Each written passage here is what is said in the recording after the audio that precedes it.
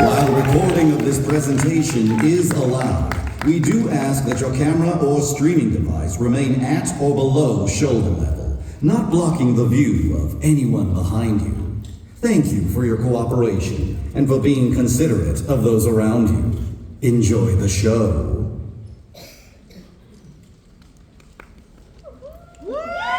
Back from the dead and straight from the mausoleum. Please won't you welcome the afterlife of the party, the most affordable entertainer in his price range.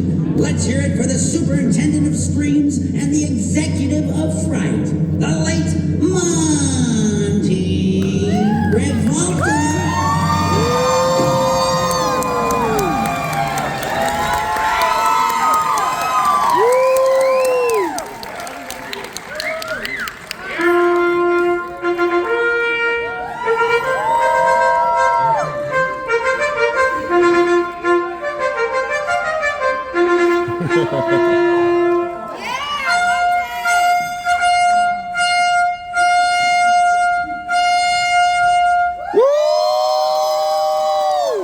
Greetings, it's me.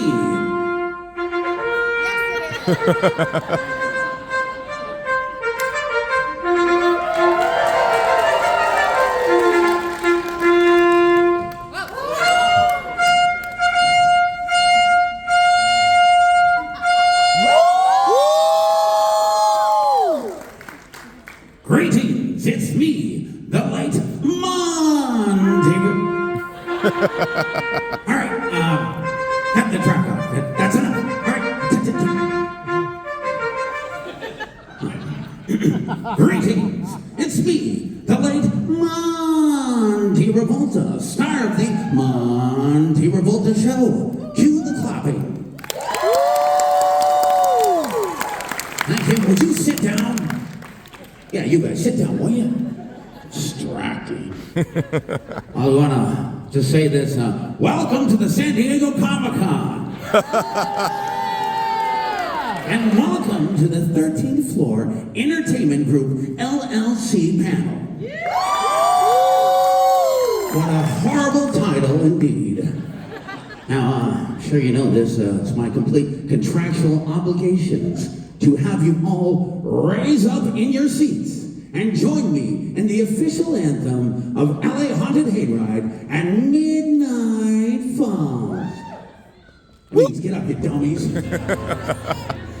Trick or treat, trick or treat, door to door for treats to eat. Darkness comes when autumn falls in the town of Midnight Falls. Midnight Falls, oh Midnight Falls, ooh, town of Midnight Falls. A town that's cursed from bad to worst in the town of Midnight Falls.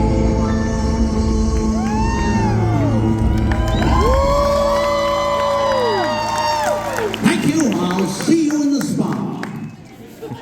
All right, stop it. You're not that shit. Welcome to Midsummer Scream. We are excited to be joined by a few of the creative masterminds behind 13th Floor Entertainment Group, the owner-operator of 17 large-scale attractions that haunt the nation each Halloween, including some of your favorite events right here in the Southland. Today, they will discuss the innovation behind their cutting-edge designs, intricate mazes, and the narratives that keep fans returning year after year. As summer starts to fade away and the spooky season looms large, it's time to find out what this sinister crew has in store for all of us. Please, welcome to the stage, the creator of Delusion and director of immersive entertainment for 13th Floor, John Braver. The creator of the Los Angeles Haunted Hayride and producer at 13th Floor, Melissa Carbone. Regional manager for 13th Floor, Amy Holloman.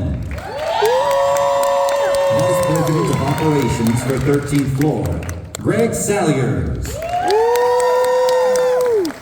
CEO and founding partner of 13th floor, Christopher Stafford. And your moderator for this presentation, from Ash vs. Evil Dead, actress Dana DeLorenzo.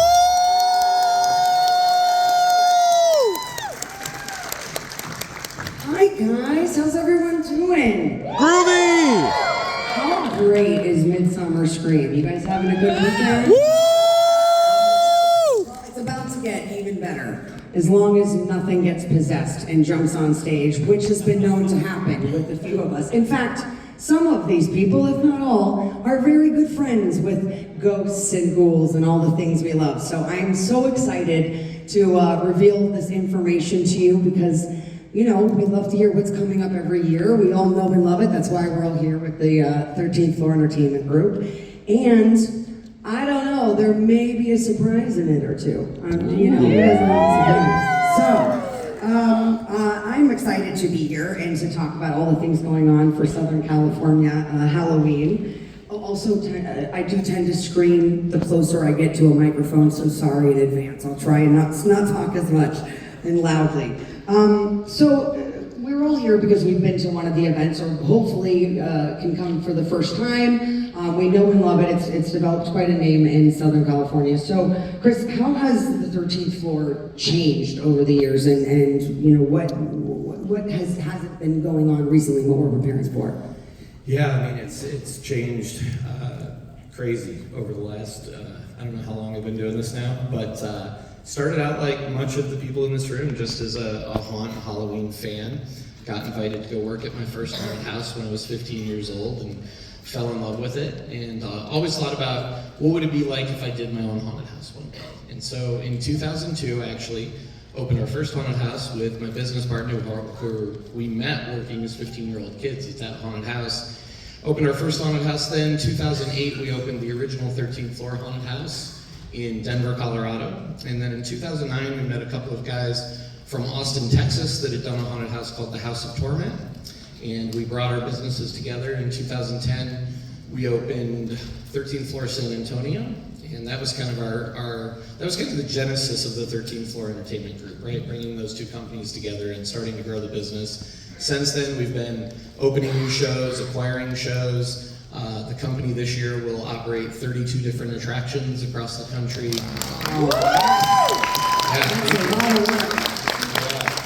So a lot of them are centered in the Halloween space, so haunted houses, Halloween festivals, but some of them are also room escapes, axe throwing, and then we just opened our first immersive art installation in a joint venture with Otherworld. It's called Otherworld Philadelphia. It's a pretty incredible location. But yeah, and it wouldn't be possible without all the people sitting on stage here today and a lot of the folks that are in the audience watching us today. So pretty excited to reveal to you guys a lot of secrets about what we've been working on, what all these folks have been working on. But before we do that, I think we're gonna hop back and take a look at a video, just a recap of what we did in 2023. Great.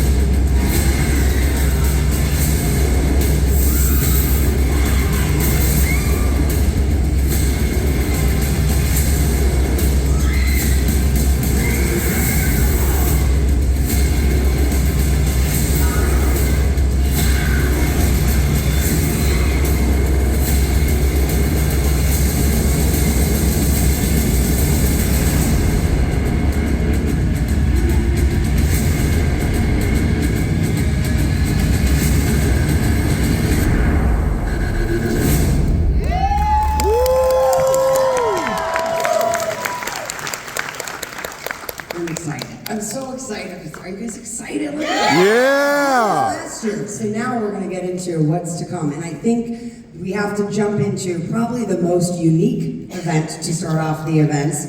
It's also known, I'm sure, as you all agree, as the vanguard of interactive horror theater.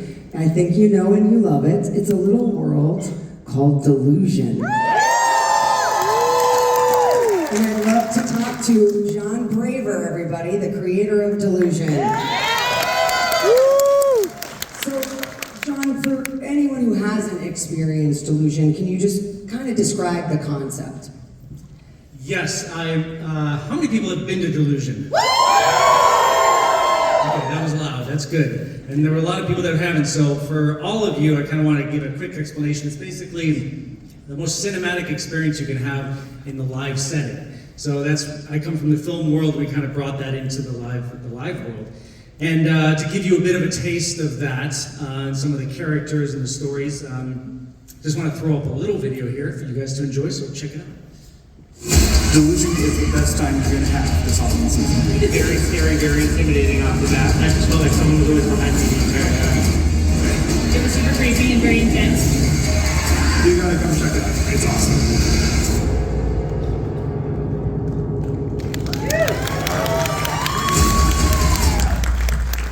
Oh, Lord, I think we should play that again. That's so quick. But you got a little taste of it, and you kind of see some of the characters over the years here. So it's very much like living inside of a creepy, hauntingly beautiful story. And we've been doing it since 2011, and there's really not much like it. It's a very intimate experience. We try to make sure that people feel they have some agency and they're a part of the story. Obviously, our trademark player part, we really take that seriously. So I've been just doing this for a long time and get swallowed back into this every year. And we'll kind of dig into this year's show a little bit later. Well, and since you've been doing it since 2011, and like you said, every year it's a different story, so that's a lot of storylines to come up with. So how would you describe that process of coming up with something new every year, trying to top the last year? Well, I think if I go into it every year thinking trying to top it, I can set yourself up for disaster. But basically, storylines come in various ways, through gummies, through dreams, through various interactions I'll have with someone on the street. They're all standalone stories, pretty much, so you could go to any one of them. But there's a Delusion universe. We have over, now at this point, probably about 50 characters, 50 original characters. And we've done it since 2011, so there's been 9 stories. And it's pretty expansive at this point. So I think coming up with them, it depends on also the venue. Obviously, a lot of you have been to the shows. You've been to some of these really unique and special venues that we've acquired. Not so much acquired, but rented. We'd love to acquire them. But that plays a big part in the telling of the story as well too. For example, the Phillips Mansion. We've been there for the last 3 years out in Pomona, and that's a very special place. So I remember the first time I saw it, I would just stand there and just stare at it for a little bit and see what comes my way, and just feel the space and walk around. And to go through a process, it's hard for me to explain it so much, but I explained it with the gummy part. But basically, it's really fun because it's fun and it's frustrating at the same time, to be honest, because obviously we do 10 to 12 people every 10 minutes or so. That's been our format. So it's been difficult to try to tell a compelling story with that kind of format. But we've been able to do it for many years now, and I've been very proud of it. So it's exciting. Most of the time I spend about 2 or 3 days at the venue. I'll sit there and I'll maybe sleep there sometimes and just walk around and feel the space, feel the flow of it as well too. That's most important, to make sure the audience doesn't sort of backtrack into the other groups. So I'll get the flow down.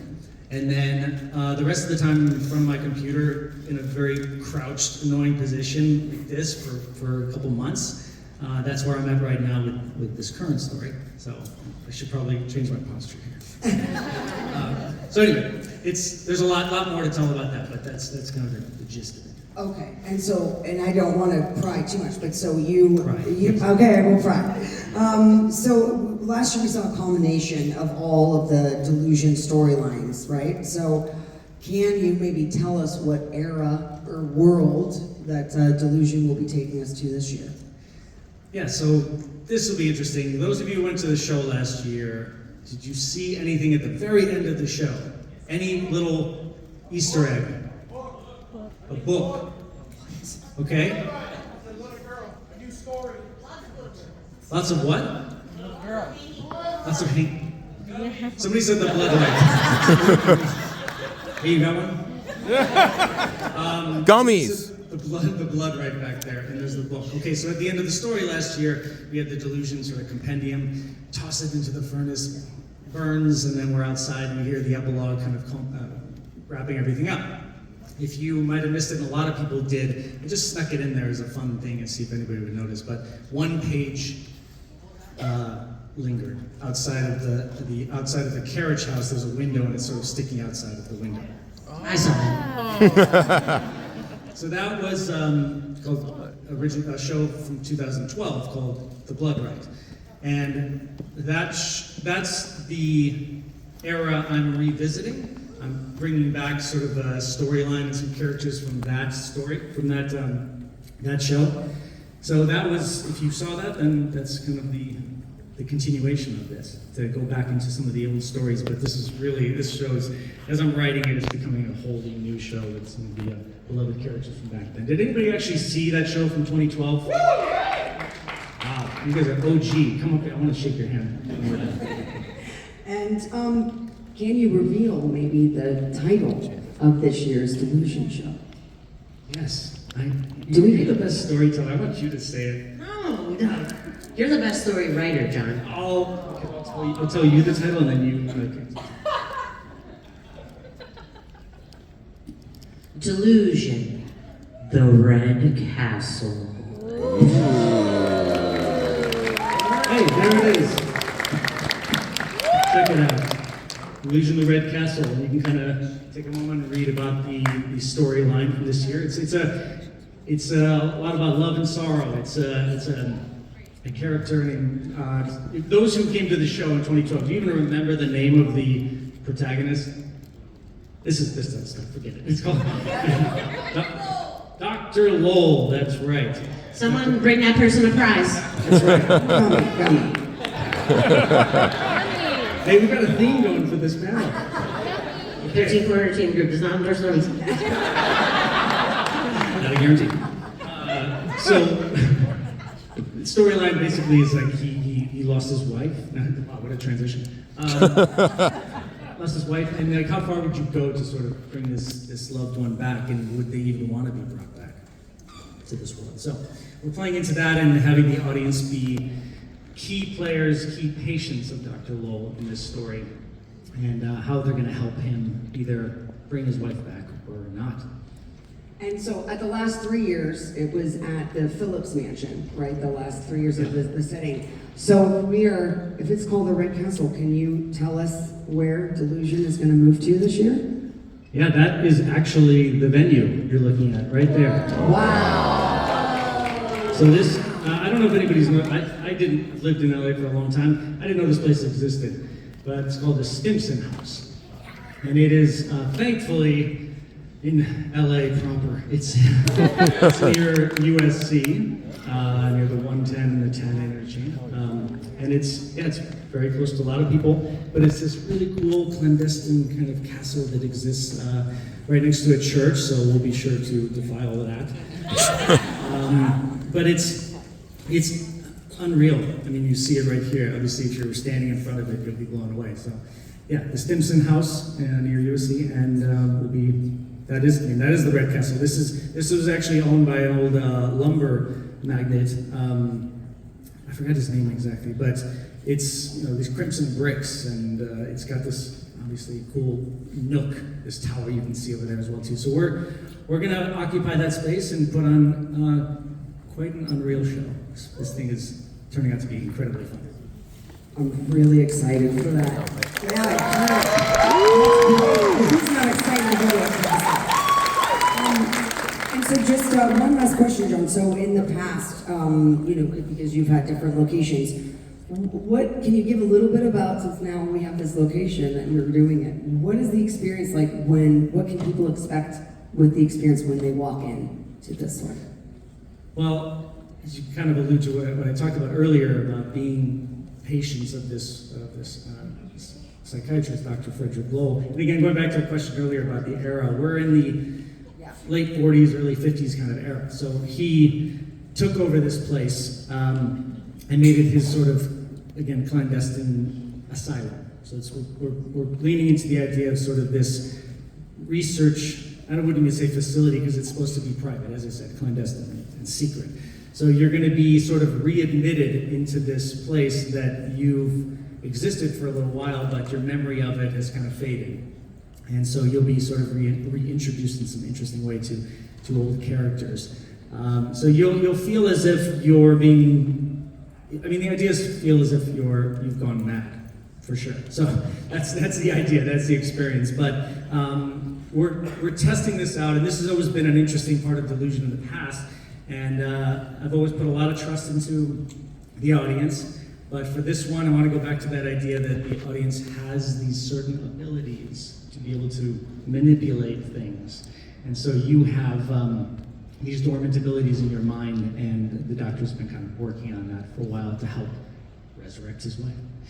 So you're going to feel as if you're a patient. I would suggest everybody goes and rewatches Shutter Island, because that is a big inspiration for this story. Thank you for all of those little tidbits. I'm very excited about this. And yes, let's give it up for John Raver and Delusion. We can't wait. And so we're going to just transition here from the dark and deep of Delusion to the magical and beautiful and delightful magic of the jack-o'-lanterns. So, Amy, can you just tell us a little bit about this event for anyone who hasn't been or may have missed it last year? I would love to. Thank you, Amy. Magic of the Jack-O'-Lanterns is a Halloween event located in Whittier Narrows. Nestled between two bodies of water is a delightful trail flanked with thousands of hand-carved pumpkins. Some of these pumpkins are placed on the ground, and some are interconnected into larger-than-life displays. What I love about this event is it has that feeling of, like, on a crisp fall evening that you're going to something it's like vintage Halloween, but at the same time, we incorporate a new wave of technology. So I think it dazzles all guests who attend. I agree. And how long is the trail, or how long can people expect to be there when they attend? I would say to expect to plan at least an hour, but you're going to hear me talking about, in addition to the walking trail, there's some activities. So you can come and make a whole night of it, or if you're someone who likes to bounce from one Halloween event to another, like start with Delusion and end with something a little softer, you could come and make sure you get through the event in an hour. Great. And who is this geared towards, demographic-wise? It's a great question. I think magic is perfect for all ages. There's something for everybody, whether it's from a date night, which it would be a very romantic suggestion for you guys out there. From a date night to a group of teenagers who want to do something fun, to family favorites. There's nothing startling, but it's something that people like all the time, and even if you get creative like John with whatever gummies he was talking about, you still would probably find this event extremely magical. But it's really, there's something for everybody in magic. No gummies, but there is alcohol that helps. We do not provide that. And so, this is the second year, correct, of Magic of the Jack-O'-Lanterns. And what are there any changes or updates that we should know about for this year? Oh yeah. For this year, like I said, in addition to walking through the trail and seeing all of the displays, we are going to also have some fun inflatable pumpkin themed activities, from gigantic slide to obstacle courses, both for adults and children. And then there's the pumpkin bounce pad, which you can bounce on it, you can chill on it, everybody has a great time. We also have, we started the s'mores experience last year, prototyping this at this event, and we found it was so popular, but we wanted to make it even better this year. So you can we can sell you s'mores, but Greg and the team have been planning on how to make this really an experience where you're sitting around with, campfire together, which I think is awesome. And in addition to that, we, like I mentioned earlier, a new wave of technology. I'm going to let someone else tell you all about the technical components of that, but we're pretty excited for the advances that we're making in the show this year. Wonderful. And you just touched upon it. I was just going to ask you, Greg, there's one new surprise this year at Magic of the Jack-O-Lantern. There is. We didn't ask. How many people went to Magic last year? That's fantastic. So, if you've been or if you haven't been, Magic it's beautiful. I mean, there's just no other way to put it. There's 7,000 pumpkins and pumpkin boards and a lot of different things going on. But last year we had one particular feature that we put in. There's 500 little pumpkins around a corner that were all synced up to music and dancing. And it was, without a doubt, the most popular part of the show. And so we're sitting there one night looking at the crowd, looking at the grid, and we're like, why don't we do this to the entire show? So every single pumpkin and board and every other feature in the entire show is going to be dancing to the music. And then every half hour, we're going to take that and we're going to have a park-wide show. So instead of little vignettes with their own little show, every half hour, the entire park is going to be one giant show. Wow. And I'll add one thing that's cool that we are bringing back this year is some of those songs are by our friends Lovecraft. Woo! You guys like Lovecraft, right? Make awesome spooky Halloween music, so we're really excited to partner with them again. I'm gonna bring on our technical director, Polly, who actually made all of this happen. Hi. Is it Polly or is it Kip? It's Kip, thank you. It's bad for correcting him. He's old and forgets. So like Greg said, we really looked at the event last year and at our pumpkin grid in particular, and we saw our guests really responding to it positively. They enjoyed it. They stood around and watched it. It had a few different sequences it could run. And so we spent the off season really considering, what does it look like to integrate that technology? It's addressable LED technology throughout the entire event. And so we've replaced not only every light and every pumpkin, but also our ambient lighting that lights the trees and everything. All of this is now addressable LED technology, which allows us to control both the brightness and the color of every light in the event. And we kind of have two modes that customers will be able to enjoy when they come. The first is just kind of an ambient mode, where the show looks a lot like it did last year if you went. It's pretty and it's lit up and it's nice, but even there's some new kind of magic, right? Some magic of the jack-o'-lantern. The pumpkins on the ground will, flicker a bit, like they're lit by fire, or maybe they'll twinkle or change color, things like this.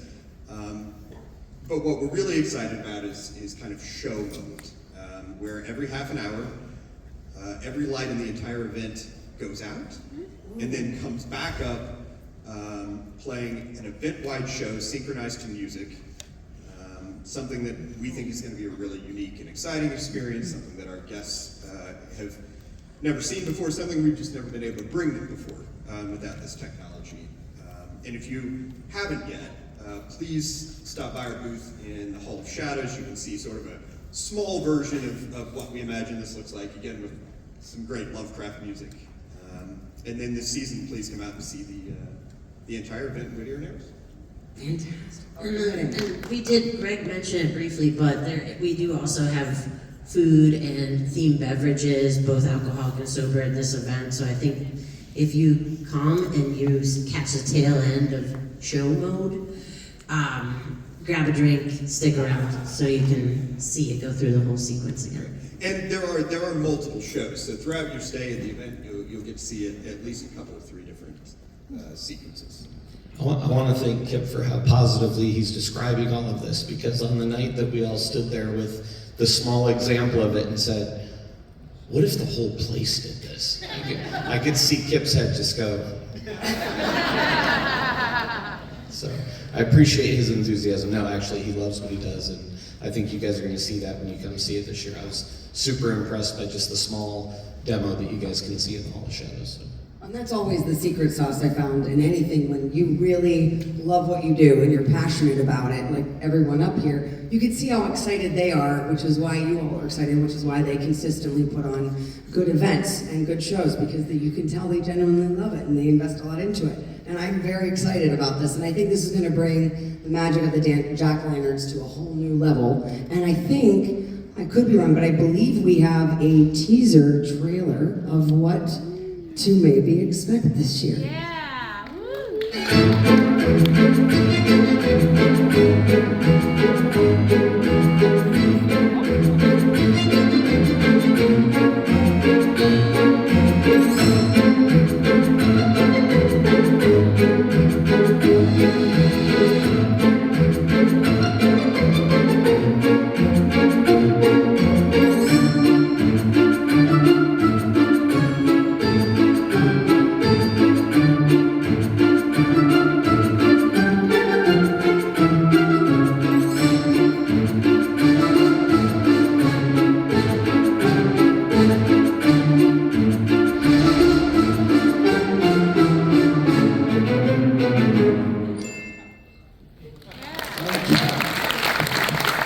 I can't wait. I want it to start tomorrow, although then they'll give you less time. No, okay, never mind. Just kidding. And so I want to bring out a special guest to help Amy with this next section, because there's been a lot of buzz, I'm sure you guys have heard, a lot of buzz about a certain event returning to the Queen Mary this year. So it sounds like you know it's Queen Mary's Dark Harbor that we all love, and we have an exclusive announcement for all of you. So please welcome to the stage the 13th floor director of special projects, Bert Bertolini. Bertolino. Hi, John. Brett Bertolino, everybody. Oh, wow.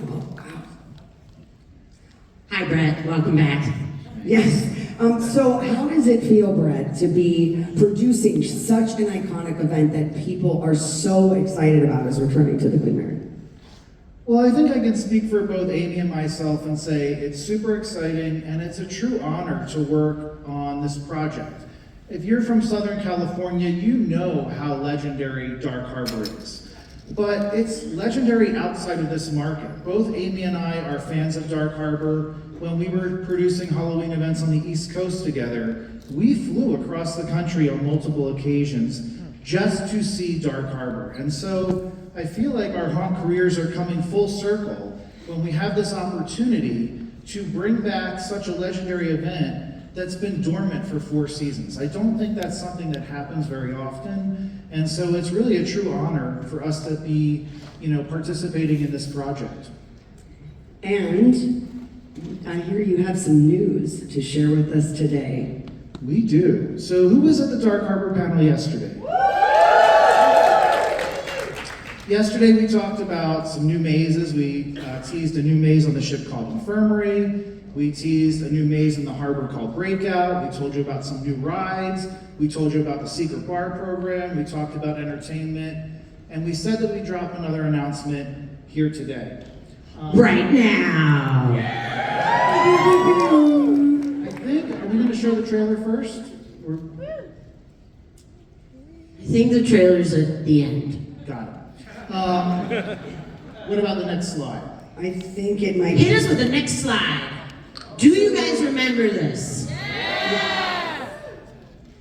So, as Amy and I are producing Dark Harbor, we've spent a lot of time doing research, a lot of time talking to other fans. And we know that one of the things that most resonates with people are the stories of Dark Harbor and the icon characters of Dark Harbor. The chef we found was one of the icon characters that was newer, and we found that the chef actually didn't resonate as much as some of the other characters, some of the other icons that we want to bring back. So I want to go to the next slide.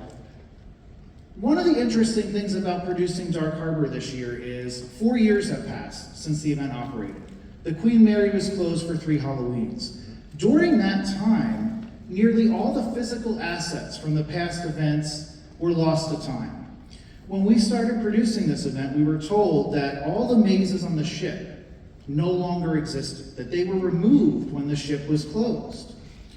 And then we got a call from Dylan, who runs events on the ship, and he said, I found something. Do you have a moment to come over here? And I said, of course we do. And deep, deep inside the ship, in the very back of the ship, is the feast maze. And somehow, over those 4 years, because it's so deeply buried in the ship, the maze was still there, intact. It was like stepping back in time. It was so emotional for us because we're fans of Dark Harbor. You can even see some of the pictures up here from the last night of 2019, the thank you message to the feast staff in the feast break room. So it was such an eerie, creepy experience, but also so exciting. And then we had the parallel kind of thought, well, okay, Feast has an icon character that probably resonated least with the fans. So it was kind of a win, but also a loss. We've been telling our fans that we're going to honor the history, the legacy, and the stories of Dark Harbor. In some of the mazes this year, we're telling completely new stories, continuing it. In some of the mazes, we're continuing the existing stories of the past and telling what happens next in those stories. With Feast, we decided to go in a different direction. Amy, you want to tell them where we landed? Yes, we decided to go back in time. So if you could think of Dark Harbor as a film series, we wrote a prequel. Meet our young, ambitious, handsome butcher with his eyes on the role of head chef on a luxury cruise liner. After chopping up meat for years on the ship, he grew resentful towards the first-class passengers, ungrateful for his meticulous cuts of meat, fish, poultry, and beef. He grew frustrated, and he started to take things into his own hands. He thought, maybe I need some type of special ingredient. So this butcher waited until it was late at night, when people were leaving the dining room, a little tipsy from a little too much champagne. He lurked in the halls of the Queen Mary and jumped out and nabbed first-class passengers, boom, needle to the neck, sedating them, and dragged him back to his butcher block. All of a sudden, everyone on the ship started saying, yum, this food tastes delicious. What is so good? What are these secret recipes? People started going crazy. I need the name of the chef. Oh, it's not the chef, it's a butcher. What is this meat? It's so good. He started growing, his pride. He said, oh yes, I'm the best butcher. And the chef was getting jealous, and his coworkers are getting jealous. Well, he thought, I'll take care of my competition. Took them down too. They became part of the feast as well. But soon, all this went to his head, and he got hungry and started eating his own spoils.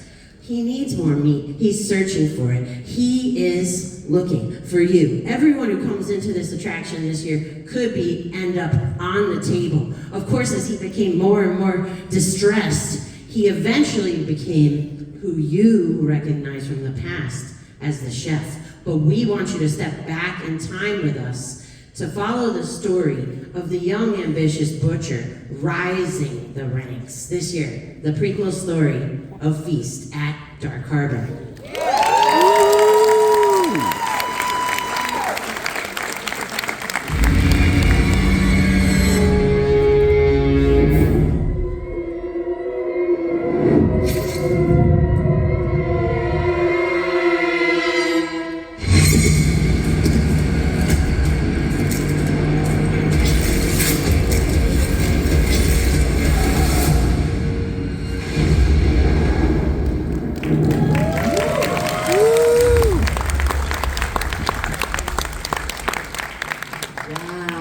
Anybody hungry?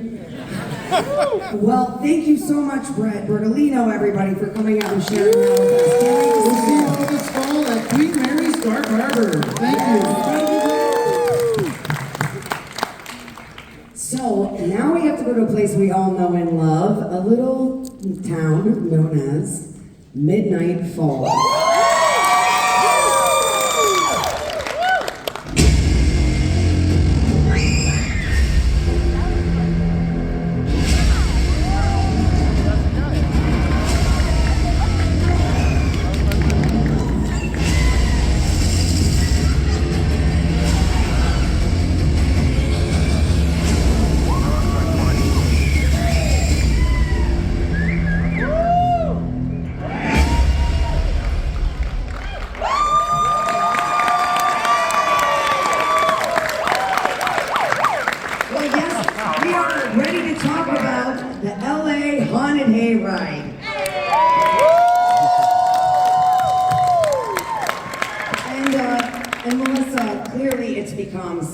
Beloved event.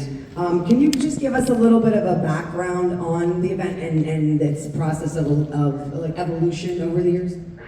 For sure. So the LA Haunted Hayride's evolution is vast, right, and very consistent. I was actually talking to Dave Markland right before we walked out here. Who knows how many years we've done the hayride? Take a guess. 15? 20. 15? 20, 25. Do I look old enough to have created this 25 years ago? No. 16. So this is year 16, right? Wow. So, woo! Yeah, it's pretty crazy. Woo! Thank you for your past 16 years. Who has been to the LA Haunted Hayride? That's what I'm talking about. Thank you. Chris also says thank you. So, Dave Markland and I, right before we came out here, were talking in 2009, which is the year we started, there were only 3 other things here. There was Queen Mary, there was Universal, and Knott's, and that was it. That was it. So when we think evolution and we look at then and now, I mean, the industry as a whole has evolved, LA and Halloween has evolved, but for, the LA Haunted Hayride, we started as an attraction that put environment first, right? Like the entire like cerebral like motivation for this was we wanted to take people who lived in Los Angeles and were always on concrete and in the city and in traffic and could barely breathe and who knows what our lungs look like, but we were going to stick them in the woods at night. Because that had never happened, right? We were only in amusement parks, and we were in environments with mazes, that we would walk from one maze to the next, and in between those 2 mazes, we weren't always still in the experience. We'd be plucked out of that experience sometimes by, looking at like pastel colors or cartoons, or we would be taken out of the experience. But this was, I think the first time we just kept people in the experience in a cerebral way, like kind of like shoved their head under, so to speak. But since then, I think the hayride has been on a constant evolution of changing every year. I think most people know that in 2013 we went on Shark Tank and we got the largest deal in the history of the show from Mark Cuban. That started a motor for the LA Haunted Hayride that has just never stopped. So I think that immersive experience, that narrative piece has always played a big role in each year of the LA Haunted Hayride. Now with the characters that are out there right now, I think a lot of you have probably met them, talked to them, had conversations with them, spent nights with them, right? And you're seeing them again tonight, and it's like, Herschel's an old friend that you had a hot cocoa with in October. So I think that's the special part of the hayride, because even today, 16 years later, there is nothing in LA that makes you feel like you're not in LA, like the Haunted Hayride is. That is perfect. That is exactly what I was going to say. You feel transported in the town of LA. And can you tell us a little bit more about what mazes we can expect this year? Yeah, we've got, as last year, most of you, well, whoever went last year, we put in Hillbilly Halloween last year. That was a brand new maze. We were excited about that. That will be back this year with some tweaks. Trick or Treat, which has been a perennial maze, desperately needed some updating. And I'm glad to say that about 80% of that has been completely transformed and redone this year, with the doorbells back where they were.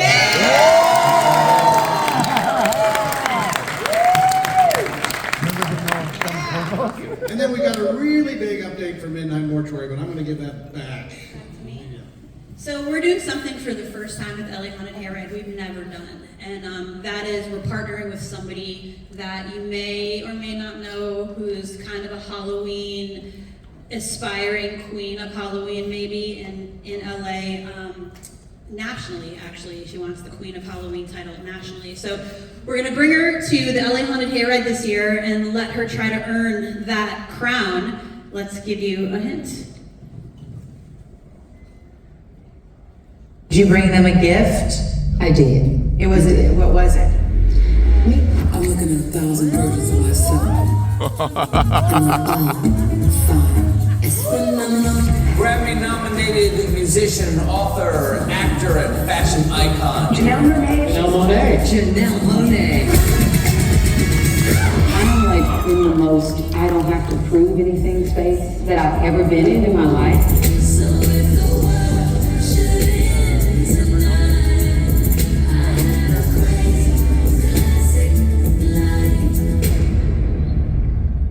Nice. Hello, Mel, and hello, Midsummer Screen. I am sad that I cannot be with you in person. I am in Europe on tour, and as you know, like I know, Halloween is the only season that matters, right? So I'm proud to announce that I will have my very own attraction at the iconic LA Haunted Hayride, and it's called the Monet Manor. Yes, all season long. So join me as we transform a haunted wonderland blending eerie elegance with futuristic frights and more. I am dying for all of you to come. Will you please join me? That's if you're brave enough and bold enough to enter Monet Manor. I may or may not be one of the characters in the movie. That's for you to find out. So stay tuned for more surprises, and I look forward to hopefully seeing all of you.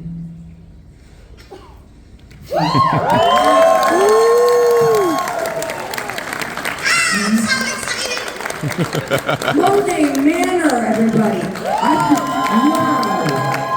I mean, as if the hayride could not get any better. Guys, this is exciting. I'm sorry, I thought she said she may or may not be a character. Did I hear that right? I mean, she's very creatively involved in this, so it will not surprise us if she pops in a lot.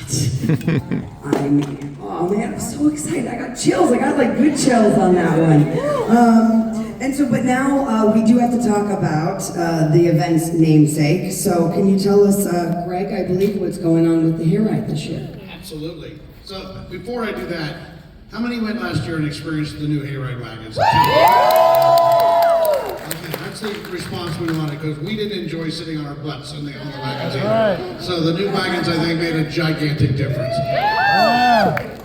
So, as we do every year, we try to at least change at least 3 scenes on the hayride, which we'll be doing, and then tweaking the rest. The last few years, we've been focused very much on figuring out how to reach out and touch customers in a wagon that are 15 feet from the scene. And that's always been the hardest part, right? So every year, how many people enjoyed the beach balls last year, as silly as that seems? Okay. So every year we're trying to come up with some new way to interact directly with customers, and we've got some surprises for you in store this year on the hayride. And that's very exciting. I like the beach balls. I like that. I think everyone is very much looking forward to the new updates. He played with the beach balls more than they did. And what else is new this year? I hear there's a couple other little new things. So again, like last year, we added axe throwing and zombie splat, and they sold out every single night. And what we heard from a lot of customers is, we love the mazes, we love the hayride, we want more things to do while we're out here. So this year we're adding the mini escape games. We're adding some new drink options. So, last year if you wanted a drink, you had to stand in line with a food vendor and wait to get a drink. We're actually putting in dedicated drink stands this year. So we do listen. I promise you we do listen, because we had to stand in some same lines to get a drink. And maybe most importantly, how many years have we teased you with a merry-go-round? Yeah, you're going to get to ride it this year.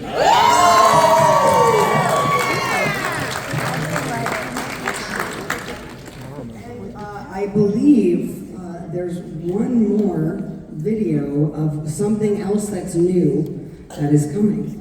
And I think we'll show you now.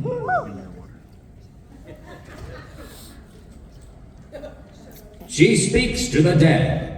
Madame Aurora, the world-famous spiritual medium, is here tonight on our stage. People have traveled from around the world to witness her power as she contacts the spirits of the dead. You too can receive a message from the other side. Look, she's lighting her candles now. Hurry, you don't want to miss the experience of a lifetime. She's performing live, right inside.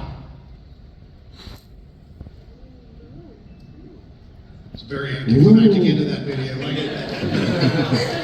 Mysterious. Ooh, so what is this? I love a seance. I don't know about you guys. I love a seance. Can you tell us a little bit about what this experience will be like? Absolutely. We're doing a lot of cool things this year, including Monet Manor, but this is the one that I'm excited about. This is our first theatrical experience. You're going to sit down and actually experience, let's just say, a seance that went wrong. So I'm going to actually let Polly talk about a little bit about this. I think. Kip. We're going to keep working on it. Polly is what we're He forgets. As the day gets later, his mind wanders.